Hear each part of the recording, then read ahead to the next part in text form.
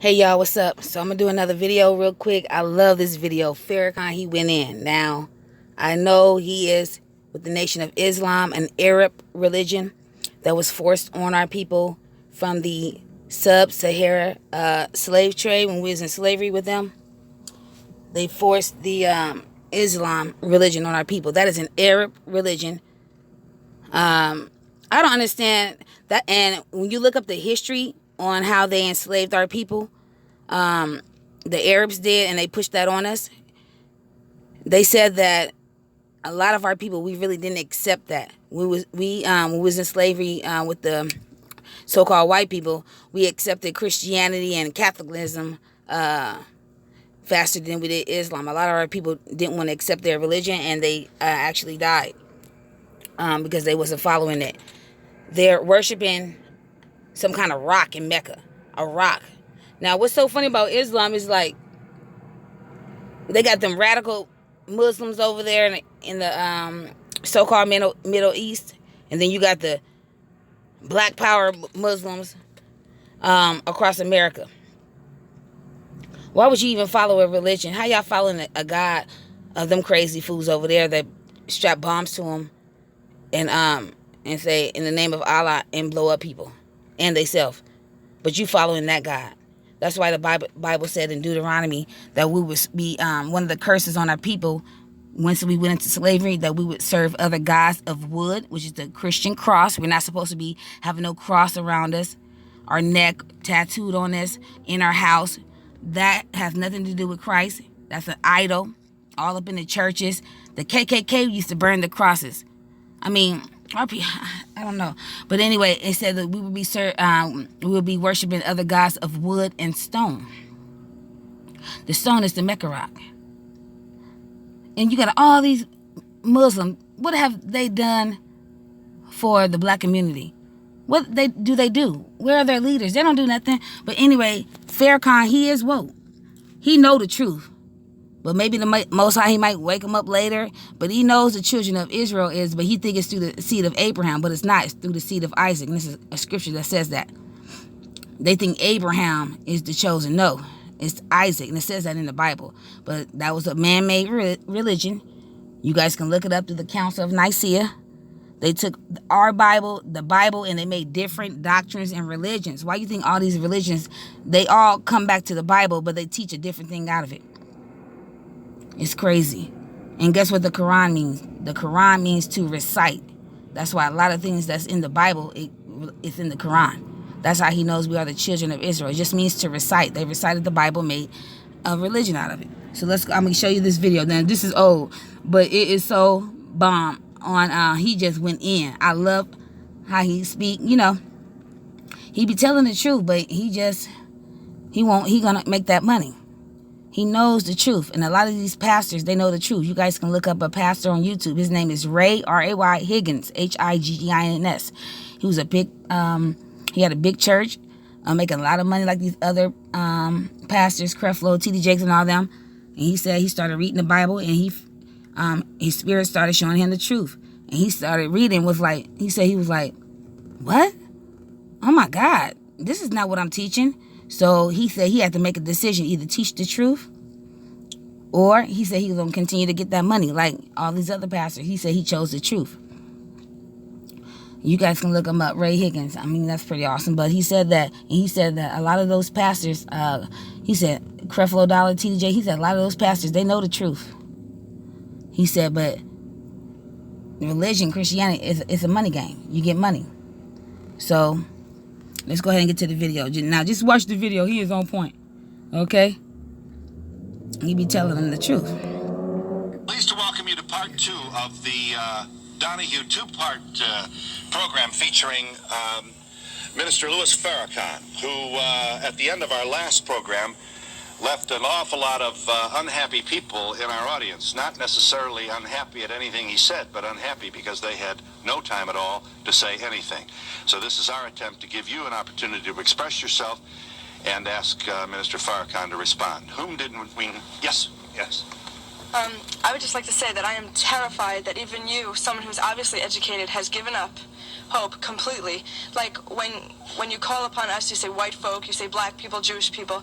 Why can't we come together? We obviously can come together. We just have to. We just have to find a way to do it.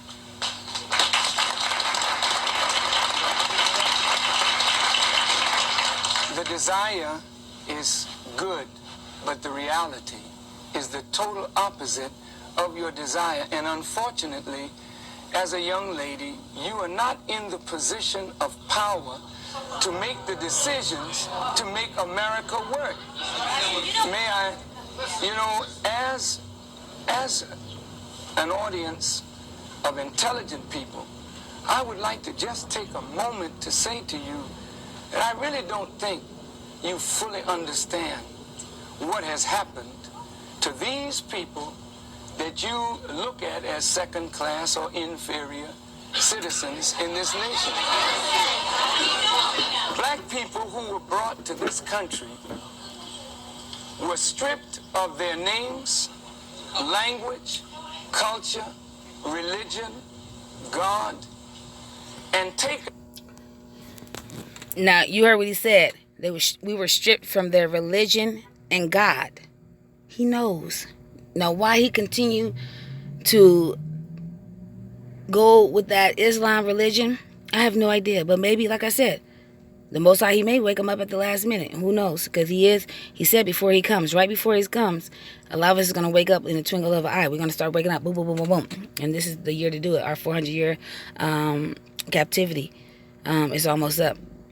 Is up 2019, which means the mental chains on our people is going to fall off. But he said another God, because we never worshiped Jesus. The letter J didn't even come out to the 1600s. He wasn't white. We never called him Jesus. That's a Greek name. Our God we worship was Yahweh, the creator, and then his son that came for us was Yahawashai. But they changed the doctrine of the Bible. They put all these white people up, all these white angels. They said Christ was white, changed his whole identity just like they did ours. But it's just so funny. He knows. It's awesome. Hold on. Totally away from the history of themselves. Here are 30 million people who don't wear their own names. They wear your names. Who don't speak their own language. They speak English, which is not their language. They never were allowed their own cultural expression of Africa.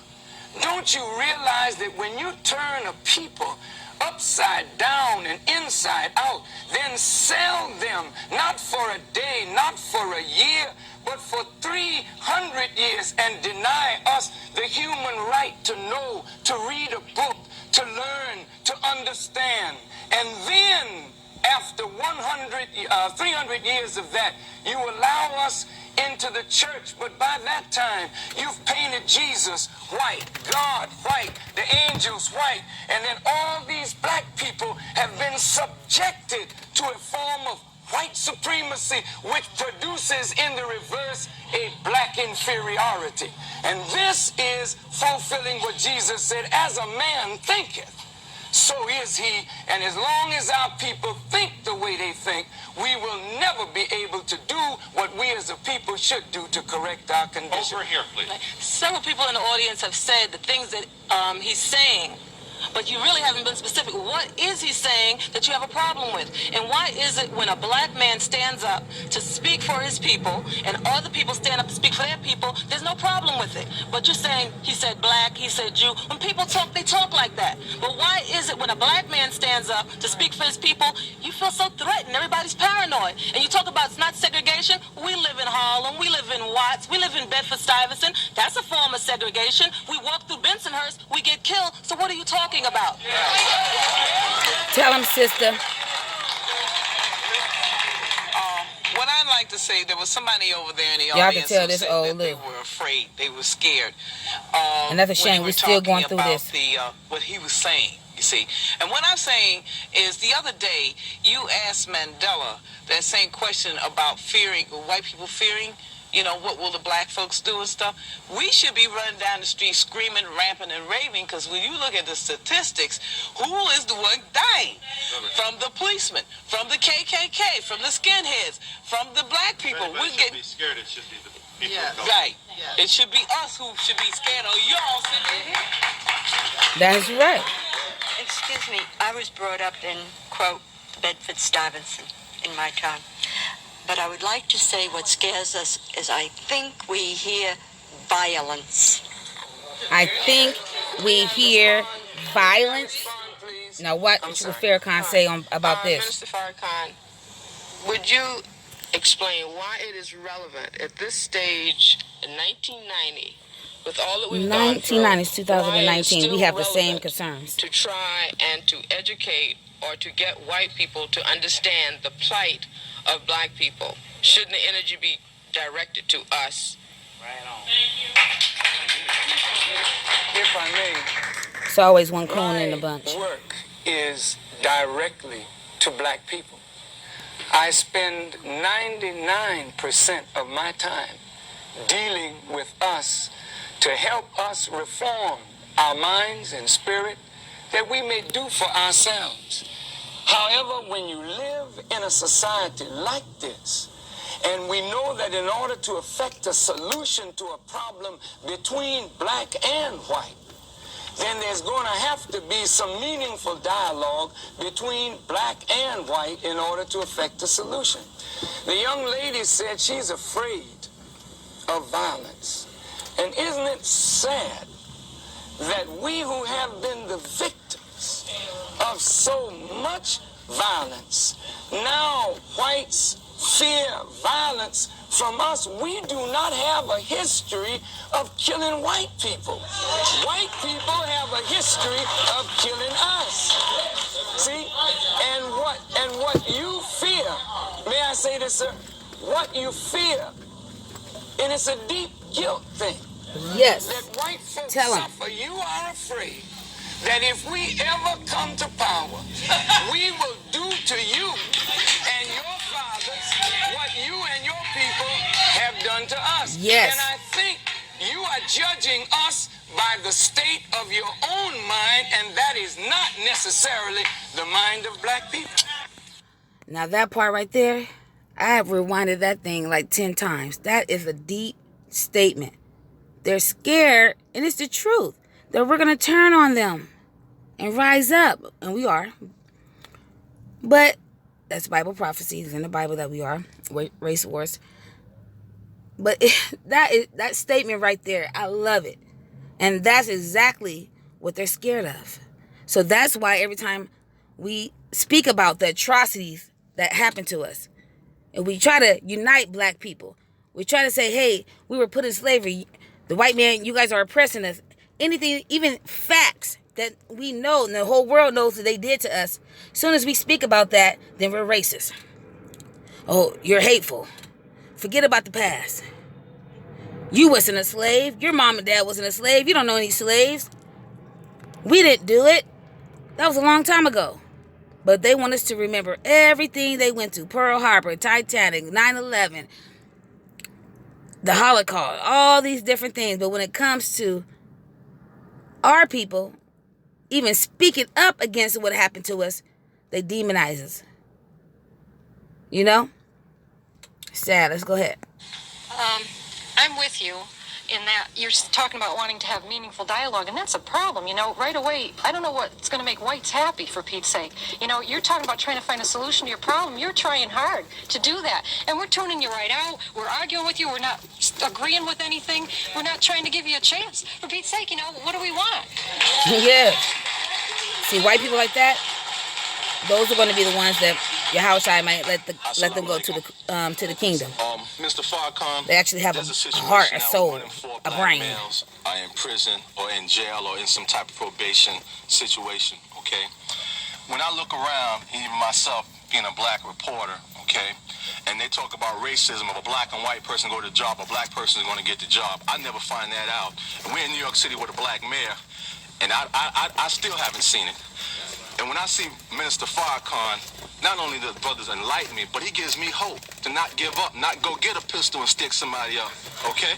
So when I see you, not only are you the light and the hope, but I think, white America, you need to listen. And please don't harm this brother, because we love him. And that's a shame he had to say that.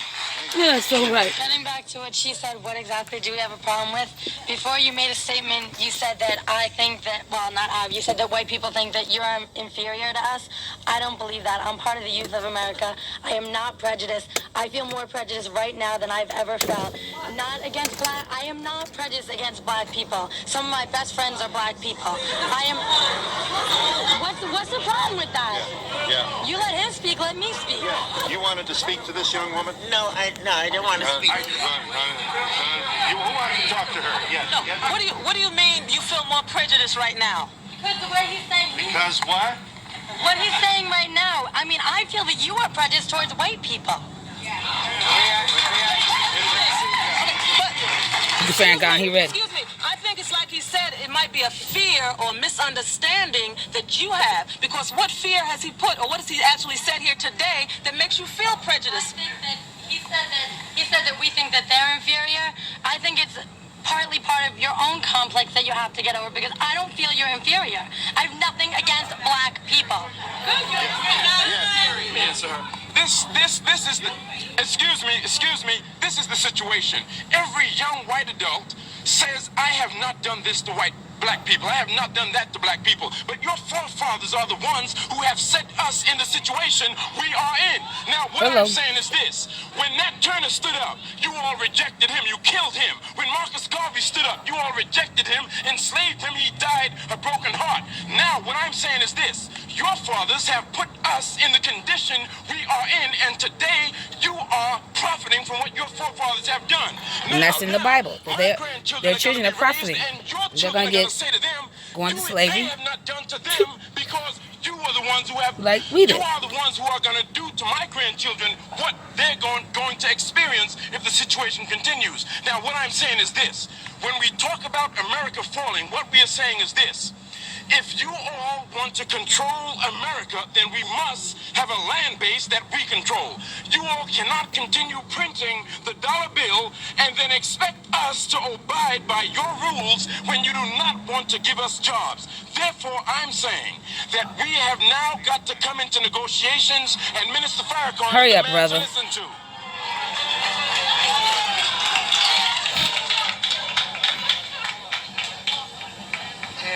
It becomes apparent more and more as we listen to each other and try to talk to each other that we don't perceive reality the same. And as we're talking about either reconciling differences or separating, it becomes clear that if two people are looking at the same thing and perceiving it so differently, then the two people are operating under a different stimulus. And so when the young lady says, I am prejudiced, to be prejudiced means to judge before the fact. After 400 years of living and experiencing, we're not prejudiced. We are looking at the reality of what we have suffered and continue to suffer. Are you there? Right. Are you there, caller? Yes. Thank you for waiting. I'm sorry it took us a while to get you, but go ahead. I know you'll be brief. I'm a white American born into poverty, and I overcame it. You know, the opportunities are here in America, and why can't we just start now? We hear all this violence. Why can't we just talk in a positive way and go forward instead of remembering Hear all this violence. He ain't saying nothing about violence. That are negative. They were not good for blacks,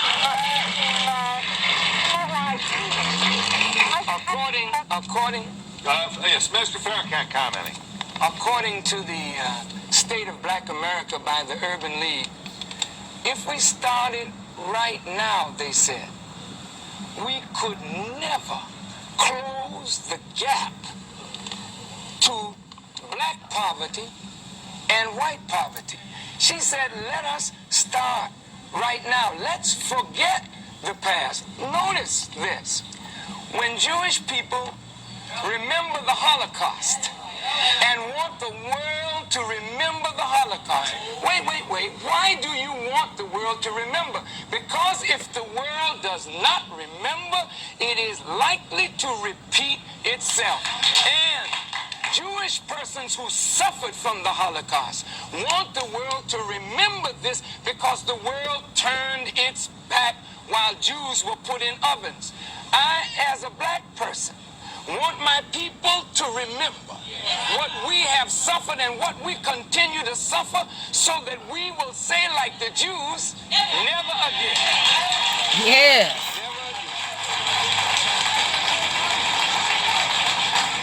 Okay, I've been And they will never again treat us how they used to treat us. Things from the white people here. When you were trying to explain yourself, the white people don't want to hear you explain yourself. They drown you out. They start already trying to drown you out and talk over you. There's a certain amount of white arrogance here, and they don't want to listen to what black people are saying. They don't understand because they don't want to understand. I've heard a woman here say, "Go back to Africa." Somebody said, "We have a black holiday." What does that mean? So what? What does that mean? He did not say that. He mad. He mad right there. Jake mad. What some of us can go and some of us can stay. But there's no understanding in here. People are just trying to talk. To those arrogant persons, you know, when you tell us go back, please remember where you came from. Woo! Hello. When you want to relegate somebody to a specific place, just remember what your origin is in this world. Please, I'm not trying to be disrespectful, but I want you to understand that you, wherever you are on the earth, you are not a native anywhere. You came there and took it from the native people who are there. So please don't talk about going back, because if others talk to you about that, where would you go? Ooh. And that right there, I'm going to end it on that. And that is the truth. They always telling black people, go back to Africa, go back. But when Marcus Garvey got them ships to send us back, they destroyed them. When we had our Black Wall Street to try to come up, they destroyed it. They killed all our leaders. They destroyed them. So do they really want us to go back? I just wanted to show that little video. I love that little last part. Where would they go back to? They're going to go back to the Caucasus Mountains. And that's in the Bible. It was Georgia, Russia, Mount Seir.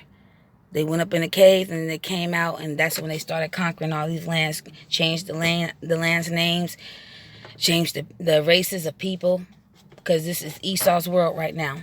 But when Christ returns, it's going to be our world. We're going to rule again. And trust me, they know it. Shalom.